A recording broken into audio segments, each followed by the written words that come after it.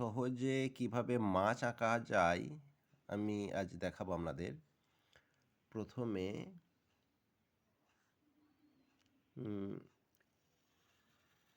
এরকম একটা দাগ নিয়ে নিতে হবে।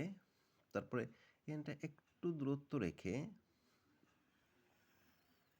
এরকম একটা দাগ, এটা যদি লাগিয়েও দেওয়া হয় অসুবিধা হবে না।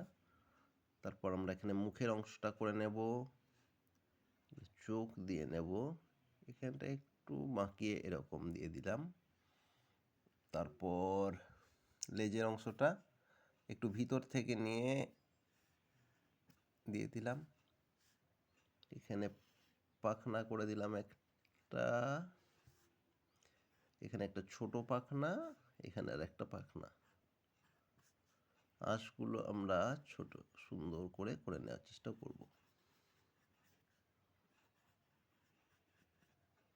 সহজে আঁশ এইভাবে করে দেওয়া যেতে পারে,